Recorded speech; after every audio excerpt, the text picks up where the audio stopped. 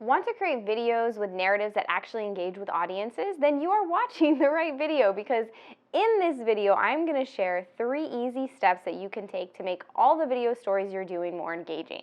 If you want more storytelling tips and techniques, make sure to hit that subscribe button and come back to my channel every week where I will share a new video with you. Hi there, my name is Dr. Megan Adams, and my area is in digital storytelling, where I teach and research. I also was a television journalist and marketer, and my passion is really all about helping people tell stories that connect with other human beings and help inspire, educate, and drive people to action. Okay, so I get a lot of people that ask me, how do you craft a video narrative so that people will actually engage with it, and how do you do it quickly? So here are my 3 best pieces of advice about how to do that. The first piece of advice is to craft a hook. So by hook, I mean for people to stop and watch your story, you have to have some type of bait. There has to be some strong emotional pull at the beginning of the story that's going to hook people so that they want to watch your video. So this could be a surprising statistic. This could be a question. But really, I think the best way to do this is to create a little bit of suspense.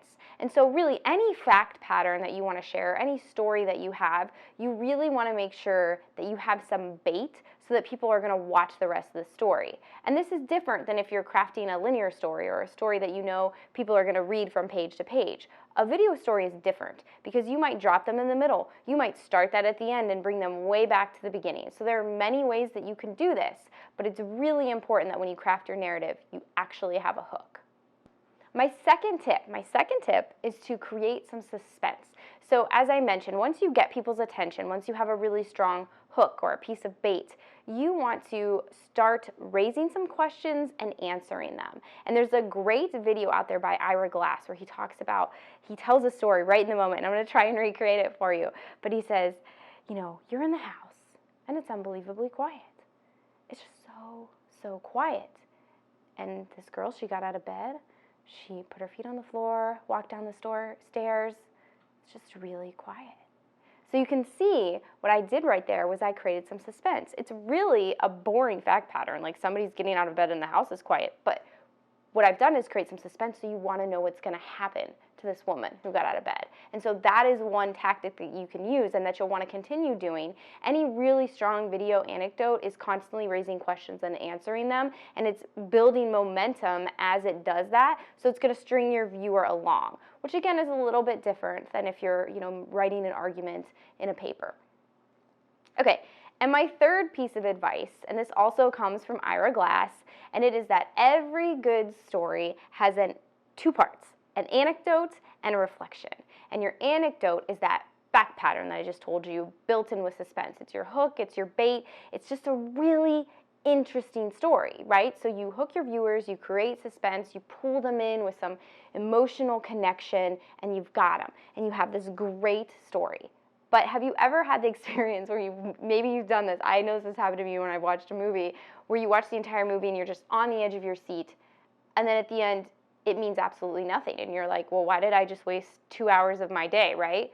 Well, that's because your story doesn't have the second building block of a story, good story, which is reflection. And so that means, what is it saying? This is what I like to think of as the so what of a story. Why in the heck did I watch this story?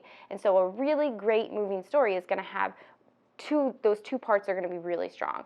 So it's going to have a good, compelling, suspenseful anecdote that builds momentum and keeps the viewer's attention, but it's also going to have a really powerful philosophical reflection, which is why? Why does this matter? And what's the purpose in me watching this story? And so I think if you're going to start making videos, this is always where I tell people to start. Think of, who your audience is, what's your purpose in creating the video, and then do you have the 2 parts? Are they there? Is there an anecdote, and is there a reflection? And another thing that I like to advise people to do when they're beginning this work, and I do it myself, is when I watch media now, I critically analyze it. Like I almost reverse outline the media, where I'm like, okay, does it have an anecdote? Does it have a reflection? If it does, I start to see how other people are doing it. You always want to mimic good people, but once you get good enough, then you put your own spin on the story. And so I think that's one really great way that you can get some techniques and tools in your toolbox, is to look at how are other people creating really strong video anecdotes? How are they using hooks or bait? And a lot of this is visual, audio, It's a little bit more different than writing, but it's really, really fun. And so I think if you can figure out how to do those two things really well, you're gonna have a powerful story. Do you have any go-to strategies that you use to create strong video anecdotes and reflections?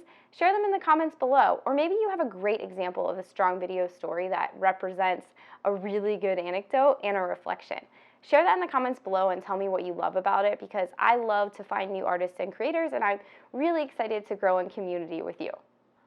I lied. I have a fourth extra tip, but it's maybe not as important as the top three, but it's still really important, and it's something that I see a lot of beginning video producers, or sometimes even people who have been doing this a while, we tend to overlook it, and that is, don't forget to set the scene or provide enough context in your video so that who's ever watching it is really going to understand and connect and feel, again, that momentum in your anecdote, so that they can walk away with the purpose and the reflection as they watch it. So don't forget to set a scene.